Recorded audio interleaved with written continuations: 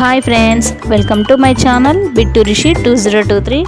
ఈరోజు వీడియో వచ్చేసి నేనైతే ఆలూ ఫ్రై ఎప్పుడు చేసుకునే విధంగా కాకుండా కాస్త డిఫరెంట్గా చూపిస్తాను. చూసేయండి, పదండి వీడియోలోకి వెళ్ళిపోదాం. ఇక్కడ వచ్చేసి నేనైతే ఒక 1/2 kg బంగాళదుంపలను అయితే తీసుకున్నాను. ఇప్పుడు ఈ బంగాళదుంపలను అయితే వాటర్తో చక్కగా కడుక్కొని పక్కన పెట్టుకోవాలి. ఇప్పుడు ఈ కర్రీకి కావాల్సిన ఇంగ్రీడియంట్స్ ఏంటో చూసేద్దాం. 2 ఆనియన్స్, ఒక 5-6 పచ్చిమిర్చి, ఒక వెల్లుల్లి, కరివేపాకు. ఇప్పుడు ఈ బంగాళదుంపల్ని తీసుకొని పీలర్తో వాటిపై ఉన్న తొక్కని మొత్తం తీసేయాలి.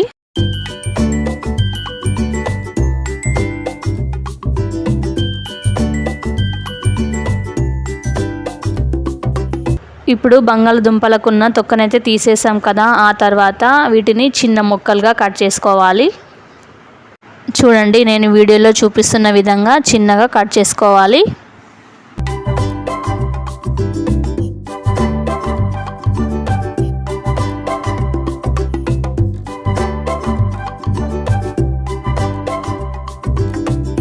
ఇప్పుడైతే బంగాళదుంపల్ని సన్నగా కట్ చేసి పెట్టుకున్నాం కదా, ఇప్పుడు వీటినైతే సాల్ట్ వాటర్లో వేయాలి.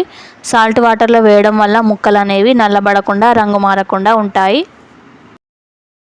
ఇప్పుడు స్టవ్ ఆన్ చేసి ఒక కడాయి పెట్టుకొని ఒక 2 టేబుల్ స్పూన్ల ఆయిల్ అయితే అందులో వేయాలి.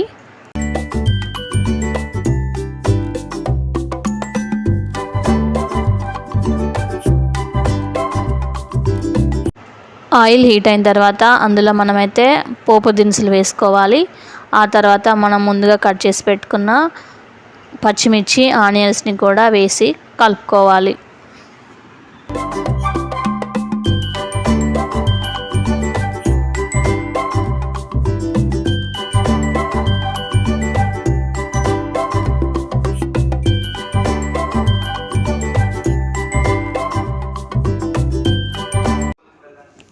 ఇప్పుడు ఇందులో మనం ముందుగా కట్ చేసి పెట్టుకున్న బంగాళదుంప ముక్కల్ని వేసేసి అంతా కలిసేట్టుగా బాగా కలుపుకోవాలి.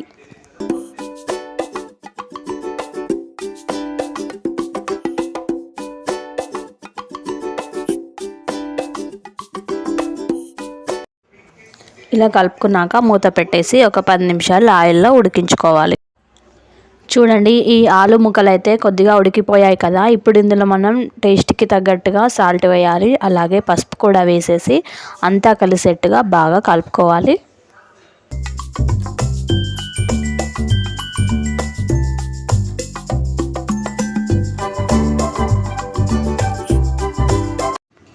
ఈ ఆలు కర్రీ చేసేటప్పుడు మధ్య మధ్యలో కలుపుతూ ఉండాలి. అప్పుడే ఈ ఆలు కర్రీ అనేది అడుగంటుకోకుండా ఉంటుంది.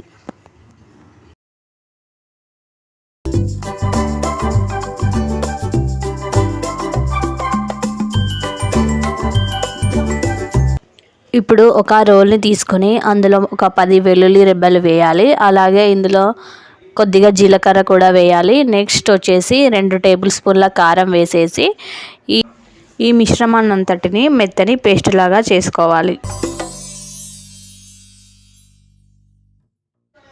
చూడండి, ఇక్కడైతే నేను మెత్తగా దంచేసి ఒక ప్లేట్లో అయితే పెట్టేసుకుంటున్నాను. ఈ వెల్లుల్లి కారం వేయడం వల్ల ఆలు కర్రీకి సూపర్ టేస్ట్ అనేది వస్తుందండి.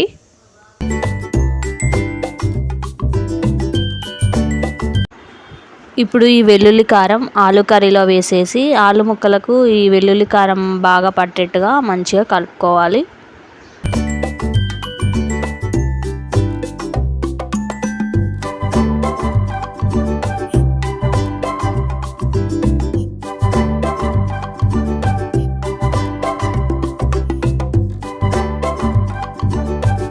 ఇప్పుడు ఇందులో కొద్దిగా ధనియాల పౌడర్ వేసేసి బాగా కలుపుకోవాలి. ఈ కర్రీ అంతా మీడియం ఫ్లేమ్లో పెట్టుకొని మాత్రమే చేసుకోవాలి. అప్పుడు అనేది ఆలు కర్రీ బాగా టేస్టీగా ఉంటుంది.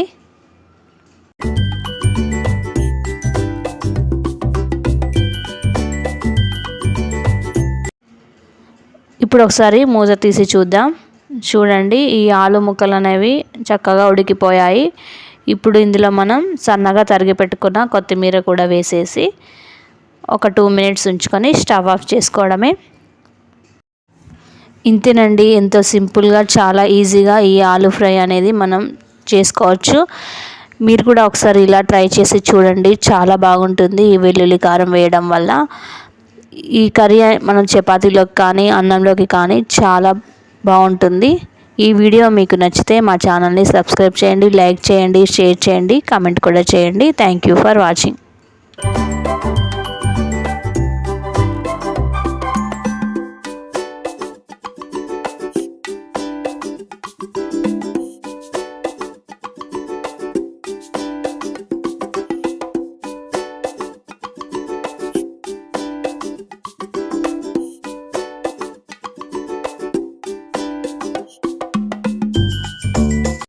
ఈ ఆలు ఫ్రై అన్నంలోకి కానీ చపాతీలో కానీ తింటే చాలా సూపర్ టేస్టీగా ఉంటుందండి. మీరు కూడా ఒకసారి ఇలా ట్రై చేసి చూడండి, చాలా బాగుంటుంది. ఈ వీడియో మీకు నచ్చితే మా ఛానల్ని సబ్స్క్రైబ్ చేయండి, లైక్ చేయండి, షేర్ చేయండి, కామెంట్ కూడా చేయండి.